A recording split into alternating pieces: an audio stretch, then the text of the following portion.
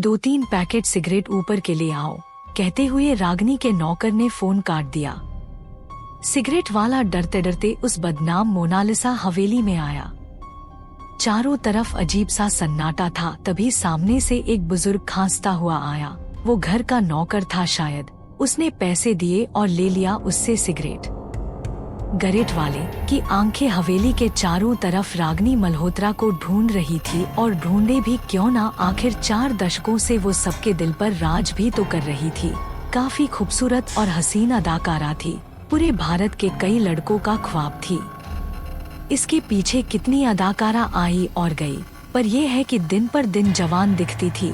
अभी तो एक पिक्चर आई थी जिसमें इसने बहुत से लड़कों की रात की नींद उड़ा दी थी। इंडस्ट्री की सारी हीरोइनें जलती थी रागनी से। कुछ एक को शक भी होता था, पर आजकल टेक्निक भी तो इतने आगे है। प्लास्टिक सर्जरी, डिपिगमेंटेशन और क्या क्या, जिससे सालों तक जवान दिख सकते हैं। आखिर पैसा बोलता है भाई। रागनी का एक अक्षत्र राज था बॉलीवुड पर, वो बुढ़ी ही नहीं होती थी। क्या है, पैसे मिल गए ना, अब निकलो यहाँ से, बुढ़ा डपटा। सिगरेट वाला हल्के से दौड़ते हुए बाहर चला गया। अगल-गल के सब लोगों को पता था रागनी अकेले उस घर में रहती थी। रात को बस वॉचमैन रहता था मेन गेट पर। सारे नौकर चाकर अपने घर जाकर फिर सुबह वापस आ जाते थे। रागनी की 3 शादियां हो चुकी थी। एक किसी से अभी कुछ साल पहले ही शादी तोड़ी थी। पहले और दूसरे पति ने तो सुसाइड कर लिया। तीसरा पति भी इंडस्ट्री का अच्छा हीरो था, पर अब वो मानसिक विकृत सा बस शराब के नशे में डूबा रहता था। तीनों से उसे कोई संतान ना थी। बहुत लोग कहते रागनी मांगलिक है, इसलिए ऐसा होता है। इधर अगले कुछ महीनों से इंडस्ट्री के बेहद ही सुंदर हीरो अंजन कपूर से इसके अफेयर के चर्चे शुमार पर थे। खबर यहाँ तक थी कि दोनों शादी भी करने वाले थे। अंजन कपूर को रागनी का सारा इतिहास पता था, पर परवाना शमा से कहाँ दूर रह पाता है। लड़के खींचे चले आते थे इसकी खूबसूरती से इसकी ओर। अंजन की एक गर्लफ्रेंड थी इंडस्ट्री में, करुणा भट्ट लोग कहते हैं। रागनी के चक्कर में आकर ही अंजन ने करुणा से ब्रेकअप किया था। दबे मुंह ये भी बातें आती है कि करुणा का बॉलीवुड में कैरियर भी रागनी के वजह से बर्बाद हुआ था, क्योंकि करुणा को इंडस्ट्री के एक जाने माने शोमैन हरीश भाई की पिक्चर में काम मिला था। पर उस वक्त रागनी के पास कोई बड़ी फिल्म न होने से उसने हरीश भाई से बात करके वो रोल खुद ले लिया था। अब अंजन के भी जाने के बाद करुणा टूट चुकी थी। उसने मन में सोचा वो रागनी के घर जाकर उससे इस बारे में बात करेगी, पर करुणा अंदर जाती कैसे। उस मोनालिसा हवेली में बहुत गिने-चुने लोग जाते थे और करुणा को तो रागनी के वॉचमैन तक जानते थे। उसका घुसना तो मुश्किल था। करुणा ने एक प्लान बनाया और वो धोखे से रूप बदलकर और बुर्का पहनकर हवेली में घुसी कि सीसीटीवी में ना दिख पाए, और हवेली में ही एक जगह पर छुप कर रह गई। मन में सोचा जैसे रात होगा बाहर निकलेगी और रागनी से बात करेगी। उसको पता था रात में रागनी हवेली में अकेली होती है। जैसे रात हुआ, करुणा रागनी को ढूंढने लगी, पर रागनी कहीं ना दिखी। बहुत ढूंढने पर उसे एक रूम से बुढ़ी औरत के खांसने की आवाज आ रही थी। उसने झांककर उस रूम के डोर लॉक से देखा। सामने उसी कपड़े में जिसमें सुबह में रागनी थी, एक पूरे झूले हुए मांस वाली, सफेद बालों से ढका चेहरा, झुका हुआ शरीर, एक बुढ़ी औरत बैठी थी। एकदम भयानक का सा दृश्य था। करुणा ने कैसे भी अपनी चीख को रोका। सामने उस बुढ़िया ने सिगरेट पीकर मेज पर रखा और उसी मेज पर एक मानव खोपड़ी पड़ी हुई थी। थोड़ी देर में खोपड़ी भयानक चित्कार करती हुई हवा में रागनी के चारों तरफ उड़ने लगी। मेरी शक्ति अब क्षीण हो रही है, मुझे जल्दी तुम्हारे बच्चे की खून की बलि चाहिए, वरना तुम हरदम के लिए बुढ़ी रह जाओगी। जवान रहना है तुम्हें तो तुमको अपने बच्चे की बलि अगले 3 महीने में देनी ही होगी, वरना तुम हरदम के लिए ऐसी ही बुढ़ी रह जाओगी जैसे रात में रोज रहना होता है तुमको। सुनो शैतानी खोपड़ी, अंजन कुमार का बच्चा मेरे गर्भ में पल रहा है। हमने छुपकर कोर्ट मैरिज कर ली थी। बस 2 से 3 महीने और फिर तुम्हें मेरे बच्चे की मानव बलि मिल जाएगी, रागनी ने खांसते हुए कहा। पर ध्यान रखना अंजन कुमार को मेरा रहस्य ना पता चले, वरना सब किए पर पानी फिर जाएगा। कैसे तुम्हारे तीसरे पति को सब पता चल गया था तो मुझे उसको मानसिक विकृत करना पड़ा था। ये कहकर शैतानी खोपड़ी भयानक अट्टहास करने लगा। तुम चिंता मत करो, उस बेचारे को तो ये भी नहीं पता कि मेरे गर्भ में उसका बच्चा पल रहा है। वैसे भी तुमने जो वायदा किया था उसके मुताबिक ये मेरे बच्चे की आखिरी बलि होगी। उसके बाद मैं तुम्हें दूसरे के बच्चों की बलि दे सकती हूँ, जो काफी आसान होगा मेरे लिए। उसके बाद मैं हरदम के लिए जवान हो जाऊंगी और रात में बुढ़ी भी नहीं होंगी। हाँ हाँ हाँ हाँ हाँ हाँ कहकर रागनी नरभक्षियों जैसे हंसने लगती है। मानव बलि का प्यासा हूँ मैं। तुम मुझे खून दो, मैं तुम्हें जवानी दूंगा। शैतानी खोपड़ी ने अट्टहास किया। बस ये बलि हो जाए, फिर अंजन को भी ठिकाने लगा दूंगी मैं। बड़बड़ाते हुए रागनी वही बिस्तर पर सो गई। करुणा के आंसू नहीं रुक रहे थे। अगले दिन वो अंजन से मिलने गई, पर उसने मिलने से मना कर दिया। उसके सर पर रागनी का नशा जो था, फिर भी करुणा के लाख गिड़गड़ाने पर वो बात करने को तैयार हुआ।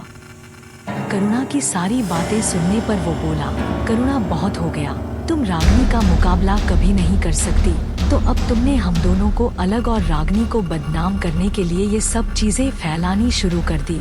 इतनी गिर गई तुम। छी, मुझे पता था तुम मेरी बातों को नहीं मानोगे, इसलिए मैंने रागनी के तीसरे पति हैदर को तुम्हारे पास लाई हूँ। खुद बात कर लो इनसे, करुणा ने कहा।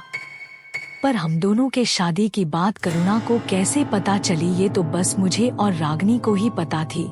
दोनों ने अपने कैरियर पर असर के वजह से इस बात को अभी छुपाने का सोचा था। ये बॉलीवुड है भाई, हमारी सांस पर भी मीडिया की नजर होती है। हो सकता है कहीं से बात लीक हुई हो। जब तक करुणा हैदर को बुलाने गई, अंजन ने मन ही मन सोचा, अब इस पागल और बेवड़े से क्या बात करूं मैं। पर मैंने अगर इसको नहीं सुना तो करुणा रोज मेरा दिमाग खाने आ जाएगी। अंजन हैदर को देखकर मन में बड़बड़ात। हैदर आया और इस वक्त वो होश में था। हैदर हाथ जोड़ते हुए बोला, हम लोग आपका रिश्ता नहीं तोड़ना चाहते हैं, पर वो बहुत खतरनाक औरत है। आपको याद होगी मेरी फिल्म रंग बिरंगे फूल, उससे मैं कितने चर्चे में था। रागनी मेरी हीरोइन थी उसमें। तभी से हम दोनों का अफेयर शुरू हुआ और शादी किया हम दोनों ने। पर शादी के बाद भी वो रात में अपने घर रहती थी और मैं अपने, क्योंकि उसकी शादी की यही शर्त थी। उसके गर्भ में मेरा बच्चा था। वो बोली थी एक बच्चा होने के बाद वो साथ आकर रहेगी। आखिर रागनी अकेले मोनालिसा हवेली में रहती कैसे है? कहीं वो मुझे धोखा तो नहीं दे रही, मैंने मन में सोचा। हैदर ने गहरी सांस लेते हुए कहा। फिर मैंने हवेली के अंदर चुपके से जाकर देखा तो वही पाया जो करुणा ने आपको बताया था। पर अंतर बस इतना था, मुझे शैतानी खोपड़ी ने देख लिया था। रागनी जैसे चाकू उठाकर मुझे मारने दौड़ी। मैं उसके पैरों पर गिर गया और कहा मुझे छोड़ दो। तभी शैतानी खोपड़ी से एक किरण निकली और मैं पागल सा हो गया। खोपड़ी ने कहा कि छोड़ दो इसे रागनी, अब ये जिंदा रहकर भी हमारा कुछ नहीं बिगाड़ पाएगा। जब भी मैं ये राज किसी को बताना चाहता हूँ, मुझे हजारों शैतानी खोपड़ियाँ आसपास दिखने लगती हैं और मुझे तरह तरह से यातनाएं देती है। अगर मैं वक्त पर उस जगह से ना हटूं, तो शायद वो मुझे मार भी देंगी। सेट पर कभी भी ये खोपड़ियाँ मुझे दिखने लगती थी। लोग सोचते मैं पागल हो गया हूँ। धीरे धीरे मुझे काम मिलना बंद हो गया और मैं तन्हाई में नशे का आदी हो गया। इस लड़की के आंखों में मुझे तुम्हारे लिए प्यार दिखा, तो मैंने इसकी मदद की सोची और मैं अब ऐसी जिंदगी जीना भी नहीं चाहता हूँ, इसलिए तुम्हें बचाने आया गया। हैदर ने कहा, आज से तीसरे महीने की अमावस को ये बलि होगी। हो सके तो इस तबाही को रोक लो। और हाँ, जब रागनी बलि पूजा के लिए बैठी होगी तब वो खोपड़ी थोड़ा शक्तिहीन होगा। बस यही वक्त है, तभी तुमको एक प्रहार से वो खोपड़ी तोड़ देनी है, हैदर ने कहा। तभी अचानक हैदर को वैसे ही दौरे पड़ने लगे। वो दोनों उसको जैसे हॉस्पिटल ले गए और भर्ती किया। तब तक हैदर मर चुका था।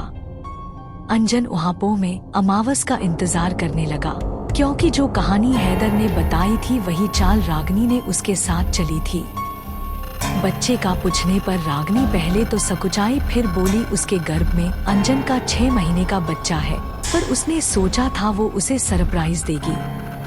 ये सब बातें अंजन के विश्वास को और गहरा कर रही थी रागिनी के खिलाफ। जिस हॉस्पिटल में रागिनी का बच्चा हुआ अंजन ने पता लगा लिया, पर रागिनी ने उससे छिपाया था।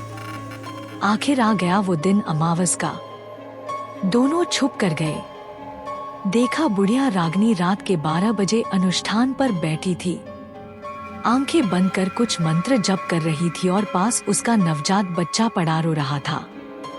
उस बिलखते बच्चे को देखकर करुणा के अंदर की ममता जाग गई। उसने दौड़कर बच्चे को सीने से लगा लिया। तभी वो शैतानी खोपड़ी उड़कर आई और अंजना की आंखों को दांत से नोचकर निकाल दिया और जगह जगह चेहरे पर उसका मांस काटने लगा कि वो बच्चे को छोड़ दे। करुणा ने भयानक चित्कार किया और भारी वेदना से रोने लगी, पर शायद कोई दैवीय शक्ति उसके ऊपर आ गई थी कि उसने बच्चे को छोड़ा नहीं। ये देखकर रागिनी भी उसके ऊपर झपटी, पर वो शक्तिहीन रूप में थी, ज्यादा कुछ नहीं कर पाई। तभी अचानक से आवाज आई, कड़ाक। खोपड़ी एक झटके में टूट गई थी अंजन के एक लाठी के वार से। रागिनी उठ के पागलों सी उस टूटे खोपड़ी के टुकड़ों को समेटने लगी और रोने लगी। उसको पता चल गया था अब वो हरदम के लिए इसी रूप में रह जाएगी। अंजन, करुणा और वो बच्चा अपने घर वापस आ गए थे। मोनालिसा हवेली से अब हरदम किसी बुढ़िया की चीख पुकार की आवाज आती थी। सब उसको भूतिया हवेली कहते थे। रागिनी रातों रात बॉलीवुड से गायब हो चुकी थी और कहाँ गायब हुई ये आज भी रहस्य थी दुनिया के लिए। करुणा अपने नाम के अनुरूप उस विकृत चेहरे के साथ ममता का सौंदर्य बिखेर रही थी और अब वो अंजन की बीवी थी।